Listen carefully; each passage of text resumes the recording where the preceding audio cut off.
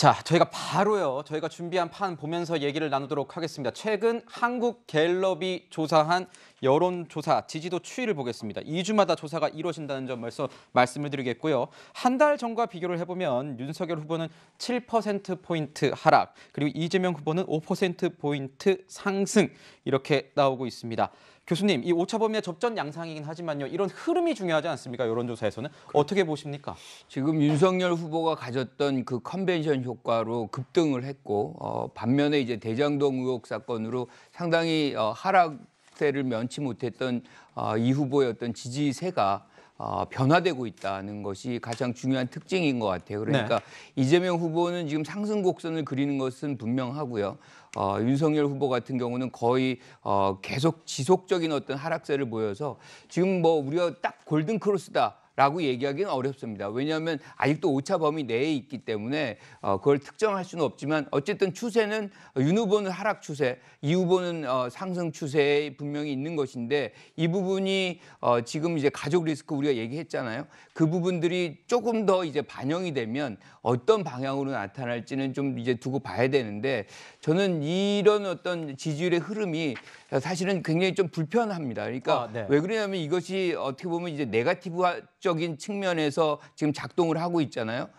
지금 후보들은 빨리 뭔가의 어떤 비전 제시라든가 정책 제시 이런 걸로 해가지고 이 지지율을 끌어올리는 그런 노력들을 해야 되는 것이지 상대 후보가 좀 더 잘못되기를 뭔가 의혹이 더 많이 제기되기를 뭐 이런 걸로 해가지고 상대적 이익을 얻어서 지지율이 향상되기를 바라는 것은 적절하지 않다 이렇게 생각합니다. 또 교수님께서 이렇게 또 대승적인 입장에서 또 전반적인 평가를 내려주셨습니다. 네, 근데 여론조사 좀 더 보면요. 그 최근에 나온 12월 셋째 주 여론조사 결과가 그러니까 윤석열 후보가 지금 35%로 나오고요. 이재명 후보가 36%로 나오고 있습니다. 근데 이 조사를 실시했을 때가 12월 14일에서 16일입니다. 그러니까 가족 리스크, 지금 계속 저희가 분석을 이어가고 있는 가족 리스크가 부상하기 좀 전이라는 점에서요, 변호사님. 아직은 반영이 안 됐다, 이런 평가가 나옵니다. 출렁일 것 같아요. 앞으로 판세가 어떻게 전망하시는지 궁금하네요. 이게 양쪽이 지금 다 나와서 뭐 한쪽은 지금 배우자고 한쪽은 그 아들인데 제가 앞서도 말씀을 드렸지만 적극 지지층에서는 이게 뭐 변동이 있을 만한 이슈는 아닌 것 같아요. 네. 이제 문제는 중도층과 소극적 지지층 그리고 특히나 윤석열 후보 입장에서 봤을 땐 정권 교체를 원하기는 하지만 윤석열 후보에 대해서 물음표가 있는 이 층이 김건희 씨 리스크를 어떻게 받아들일지 그런 것이 이제 그 다음 여론조사에서 상당히 좀 눈여겨봐야 되는데 지금 대개 여론조사 기관이 연말에는 여론조사를 안 한대요. 이때는 모르겠습니다. 코로나 때문에 뭐 밖으로 이런 그 유흥할 일이 없기 때문에 또 할 수도 있는지 몰라도 그래서 아마 이게 좀 그 깜깜이가 될 수가 있어요. 몇 주는. 그랬을 때 그 바닥에 요동치던 것이 다음 여론조사에서는 어떻게 나올지 그건 또 상당히 좀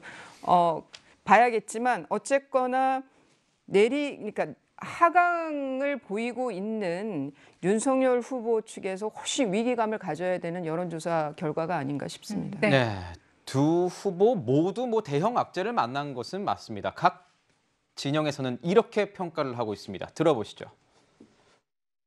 지금 뭐 하도 판이 출렁거려서 모르겠습니다. 일시적으로 저렇게 됐을지 몰라도 저기에 안주해가지고 큰일 난다고 봅니다. 이재명 후보의 가족에 대한 문제도 꽤 심각한 사안들이 제기가 돼가지고 그 사안도 좀 반영이 되지 않을까 이렇게 생각합니다. 이건 완전히 정치 평론가적인 얘기하는 거고요. 당대표로서는 좀 환장하겠습니다. 당대표로서는 굉장히 힘든 심경이다. 이준석 대표의 이야기까지 좀 듣고 왔는데 장해찬 본부장, 그 본부장 이전에 또 시사평론가이고 시사평론가 이전에 또 선거 관련해서 여론조사도 많이 담당을 했기 때문에 또 물어봐야 될 것 같아요. 이 대선 후보의 배우자가 후보 선택에 영향을 미칠지 이걸 한번 물어봤습니다. 여론조사 결과가 있는데요. 이런 내용이 나옵니다. 후보 가족을 둘러싼 논란이 박빙의 대선 레이스의 변수가 될 것이다. 이런 응답이 굉장히 많았습니다. 60% 이상이 그렇다 이렇게 대답을 했으니까요. 어떻게 보십니까? 이제 세부적인 사안을 한번 따져보자면 이재명 후보 지지층에서 영향이 있다는 응답 비율이 아주 크게 나왔고요. 반면 윤석열 후보 지지층에서는 영향이 있다는 응답보다 없다는 응답이 더 높았습니다. 지금의 어떤 정치 구도상의 효과를 드러낸 것 같고 만약 아들 의혹이 영향을 주는가라고 조사해 보면 반대로 지금 상황에서 이재명 후보 지지층에서는 별 영향 없다가 높게 나올 가능성이 높고 윤석열 후보 지지층에서는 이 아들 의혹이 영향이 크다라고 하는 응답이 높게 나올 가능성이 상대적인 당연히 높겠죠. 네. 지금 상황에 맞춰서 이런 여론조사 결과가 나오는 것이고 네. 이 배우자나 가족과 관련된 검증, 아들과 관련된 검증이 아예 영향이 없을 수가 있을 리 없죠. 영향이 어느 정도는 있을 겁니다. 하지만 대세를 바꾸는 영향은 아니지 않겠는가라는 것이 많은 정치 전문가들의 분석으로 보여지고요. 결과적으로 이제 대선이 80여일 앞으로 나가오면서 후보와 각 정당의 어떤 진영, 어떤 진영이 국정을 더 원활하게 잘 수행할 것인가에 대해서 많은 유권자들이 초점을 맞춰서 분석할 것이라고 보고 어느 정도 접전 양상으로 따라붙었는데 지금 접전 양상으로 따라붙은 조사들은 하나같이 다 전화 면접 방식의 조사입니다. 그런데 ARS 방식의 조사와는 조금 다른 결이 나오는 결과라는 것을 감안해 보게 된다면 양 후보 어디든 안심하긴 이르다. 지금부터 이제 본격 승부가 시작된 것이 아닌가라고 다들 판단하고 있는 것 같습니다. 그렇군요. 네, 지금 뭐 대선이 80일 남았습니다. 오늘로요.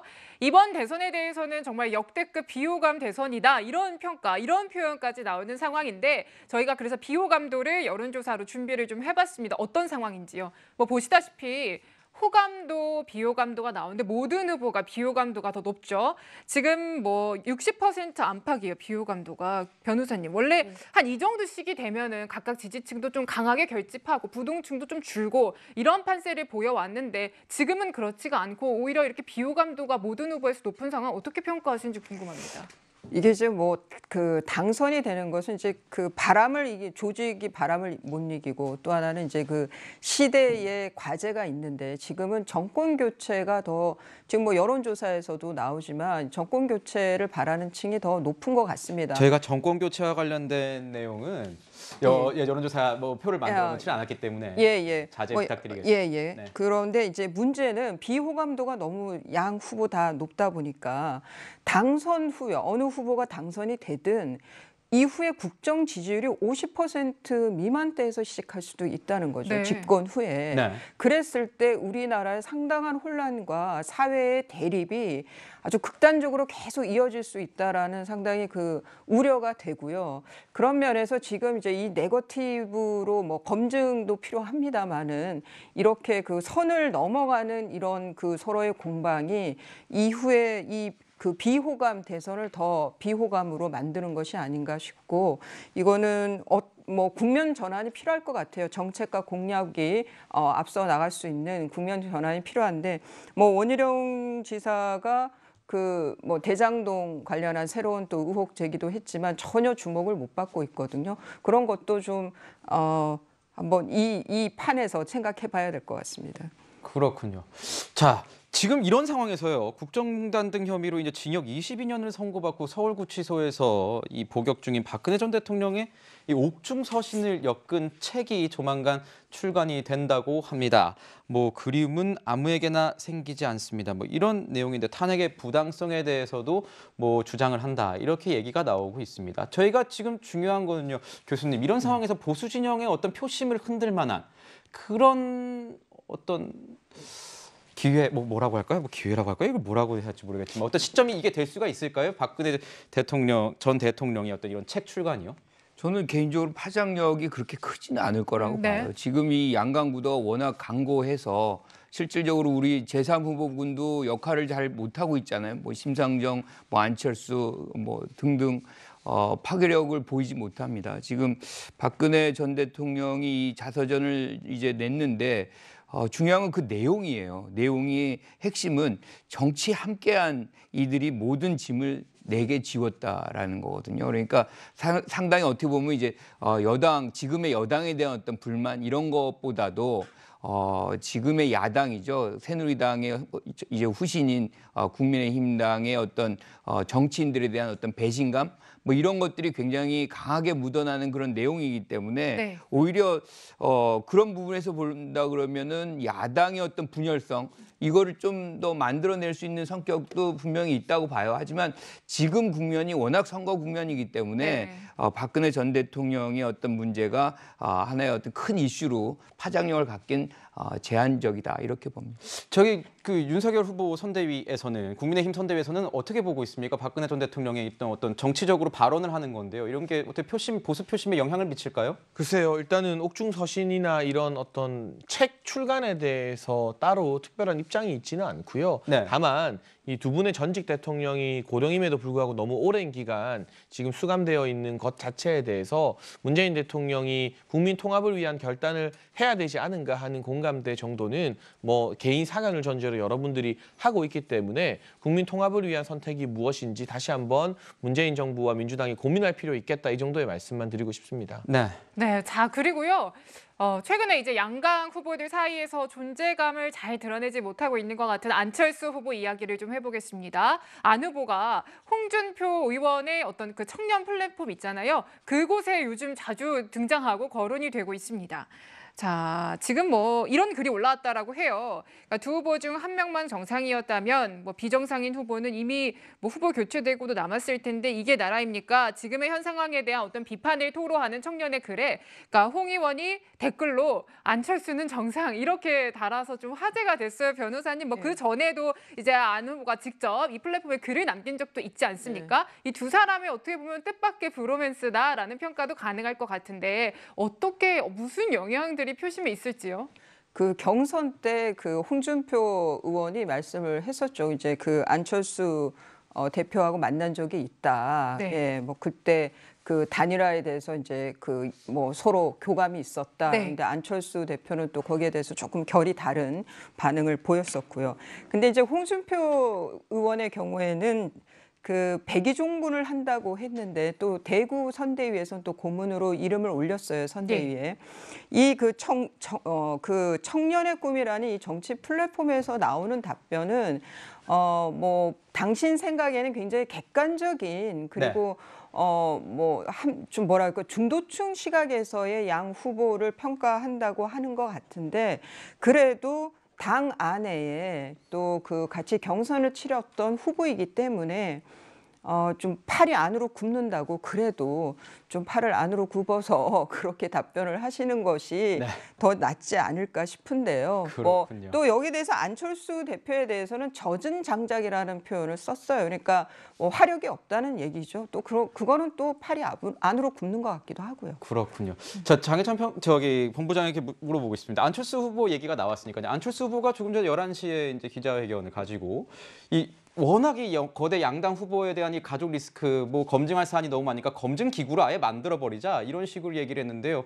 혹시 선대위 입장에서 이런 뭐 안에 대해서는 어떻게 생각을 하고 있는지 좀 궁금해요. 그러니까 방금 전에 나온 기자회견이기 때문에 선대위 차례 공식 입장이 아직 마련됐을 수는 당연히 없고요. 네. 다만 이 안철수 후보나 정의당 심상정 후보 입장에서는 참 답답할 것 같습니다. 보통 이 양당 후보 간에 이런 식의 네거티브전이 활성화된다면 어찌되었건 제3지대의 공간이 조금 더 열려야 되는데 지금 어쩐 이유에서인지 국민들이 제3지대 후보들에게는 마음을 좀처럼 쉽게 열고 있지 않거든요.